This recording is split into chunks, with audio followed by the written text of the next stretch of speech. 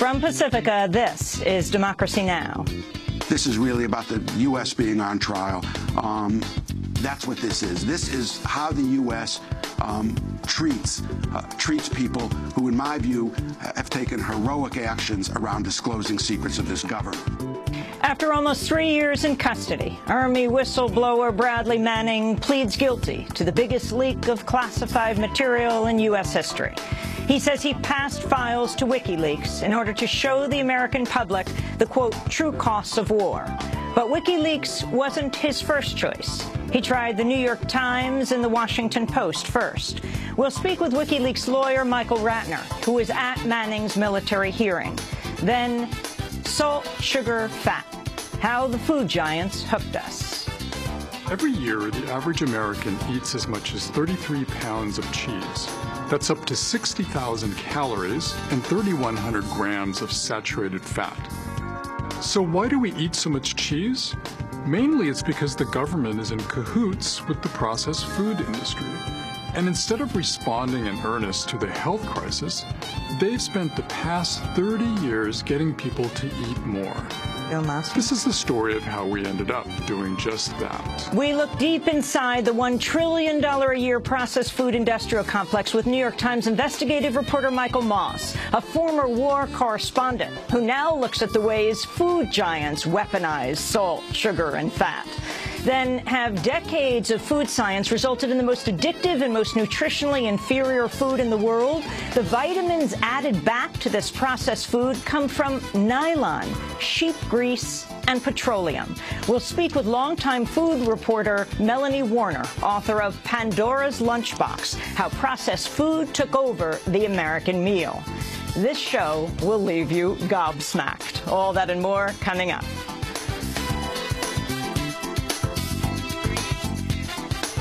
Welcome to Democracy Now!, democracynow.org, The War and Peace Report. I'm Amy Goodman.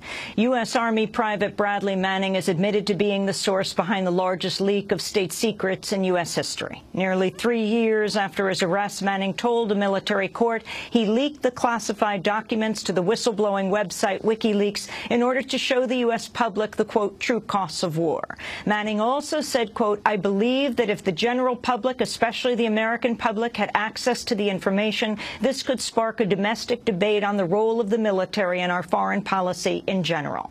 Manning also said he had first approached the New York Times and Washington Post, but before finally giving the files to WikiLeaks, he pleaded guilty to some reduced charges that could carry a maximum of 20 years in prison, but could still face a life sentence on other counts. We'll have more on Bradley Manning after headlines with Michael Ratner, a WikiLeaks attorney who attended the pretrial hearing. President Obama is expected to formally order sweeping spending cuts to take effect today after repeated failures by lawmakers to reach a deal averting the sequester. Obama is meeting this morning with congressional leaders, but a last-minute deal is not expected. The Senate on Thursday rejected 2 proposals brought by each party to address the cuts before today's deadline. The plan backed by Obama would have closed a tax loophole benefiting the wealthy, among other provisions, while the Republican plan would have compelled Obama to determine how to make $85 billion in cuts. White House spokesperson Jay Carney criticized the Republican proposal. What's true about that proposal is true of the general Republican position, which is that they would rather see sequester take effect with its job loss, with its negative effect on economic growth, than ask a single wealthy individual to pay a little bit more, to give up a special tax break, to ask some big corporations or industries to forego their loopholes or limit their deductions. And that's just not a position that is sustainable, we believe. And it's not fair to the American people. One of the most direct impacts on federal employees will be forced furloughs, which are not expected to hit for at least 30 days pending union talks. Obama described the more immediate impact of the cuts during a business event Wednesday. This is not a cliff, but it is a tumble downward. It's conceivable that in the first week, the first 2 weeks, first 3 weeks, first month, that unless your business is directly related to the Defense Department, unless you live in a town that is directly impacted by a military installation, unless you're a family that now is trying to figure out where to keep your kids during the day because you just lost a Head Start slot, a lot of people may not notice the full impact of this sequester. But this is going to be a big hit on the economy. The Obama administration's urged the Supreme Court to overturn California's ban on same-sex marriage, saying it violates the Equal Protection Clause of the Constitution. In a brief submitted on Thursday, the administration stopped short of explicitly urging the court to overturn similar bans in 7 other states. The Supreme Court will hear arguments on the ban known as Proposition 8 later this month. House lawmakers have approved the Senate's version of the Violence Against Women Act, reauthorizing the landmark bill after it was held up for months by Republican objections. House Republicans excluded new protections for LGBT victims and Native American women from their version of the bill. But a Senate version that includes those provisions ultimately passed the House Thursday, with 138 Republicans opposing the bill and 87 siding with Democrats in favor of it. The bill, now awaiting Obama's signature, will allow tribal courts to try non-Native men who assault Native American women on reservations. Arizona Congressmember Ann Kirkpatrick, a Democrat who represents many Native Americans, spoke in favor of the expanded protections before the vote. Our Native American women who need resources and protection face great hardships. They often live in very remote areas. Unfortunately, Native American women are 2.5 times more likely to be assaulted in their lifetimes than other women. This legislation strengthens protections for Native American women and so many others.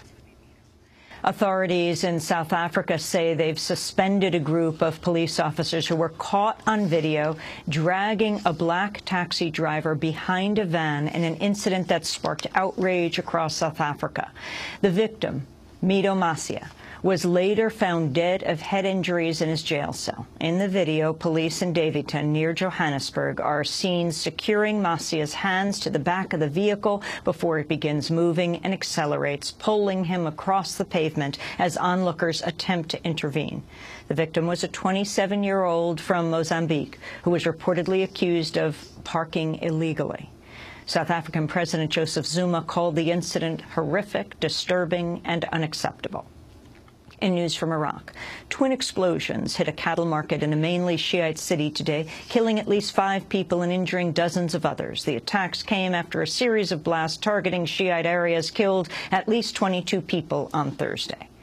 China's accusing the United States of routinely hacking its military websites. Defense Ministry spokesperson Geng Yangsheng said the United States has carried out nearly 2/3 of the recent attacks. The Defense Ministry and China military online websites have faced a serious threat from hacking attacks since they were established, and the number of attacks has risen steadily in recent years. According to the IP addresses, the Defense Ministry and China military online websites were in 2012 hacked on an average from overseas 144,000 times a month, of which attacks from the U.S. accounted for 62.9%. The Defense Ministry spokesperson also denied reports that a Chinese military unit is likely behind a wave of hacks targeting U.S. firms and government agencies. In Haiti, former dictator Jean-Claude Baby-Doc Duvalier has faced questioning in court for the first time over abuses committed during his rule in the 70s and 80s. Last year, a judge rejected human rights charges against Duvalier, but lawyers for the victims have appealed that decision. Duvalier could now potentially face trial for illegal arrest, torture, and politically motivated murders under his regime, which was backed by the United States. Nicole Phillips, an attorney with the Institute for Justice and Democracy in Haiti, described one of the victims. I was sitting next to, for part of the hearing, Bobby Duval, who was one of Duvalier's thousands of victims in this regime. He said that he had spent about 17 months in prison and that he counted himself 180 prisoners die while he was in prison, while he was being tortured. Maryland's state Senate has approved a sweeping gun control bill that would make it the first state to mandate fingerprinting, training, and background checks for gun buyers. The bill would also ban assault weapons and magazines holding more than 10 bullets. A ban on assault weapons at the federal level is facing a delay, meanwhile, after Republicans said they needed more time to examine it. The Senate Judiciary Committee postponed consideration of the ban and several other gun-related bills for 1 week. In Texas, a public school employee was accidentally shot and injured during a class aimed at preparing teachers to carry concealed handguns on school grounds. The Van Independent School District had voted to arm school workers following December's mass shooting at Sandy Hook Elementary School in Newtown, Connecticut. A protester in Houston, Texas, has been arrested after disrupting a presentation by TransCanada in the latest direct action against the company's Keystone XL oil pipeline. Ethan Nuss has locked his neck to a projector screen and decried the project's impact on the climate and communities of color for several minutes before he was removed. Protested. I've signed petitions. I've stood in line. I've testified in public hearings. Nothing else. Okay, everybody, folks. Today, I would like to say, why don't we all take a break and go off? Okay, thank you. We have a police officer here who will take this man in custody and arrest him. So I apologize for all this. But you can no longer hide from us because we are everywhere. We will continue to show up at your functions. We will no longer allow business to continue that brings this kind of climate chaos. President Obama is expected to decide on the pipeline, which would carry tar sands crude from Canada to Texas, and expected in the coming months after a series of delays. Meanwhile, in Minnesota, another company is facing resistance over its oil pipelines. Members of the Red Lake Nation have occupied the land above pipelines run by Enbridge, saying the company has been operating them without their permission. And a new study says the wealth gap between African Americans and whites in the United States has nearly tripled over the last quarter-century. Researchers at Brandeis University, who tracked households over time, say the median wealth of white families grew to become more than $236,000 higher than that of black families by 2009. They cited home ownership as a top cause and urged policies to ensure, quote, that the legacy of residential segregation no longer confers greater wealth opportunities to white homeowners than it does to black homeowners. And those are some of the headlines. This is Democracy Now!, democracynow.org, The War and Peace Report. I'm Amy Goodman. Thanks so much for watching this report from Democracy Now!, your daily independent global news hour. We don't accept advertising or corporate funding, but rather rely on donations from viewers like you. Please make your contribution by visiting democracynow.org. We need your support today to keep bringing you this hard-hitting, in-depth reporting.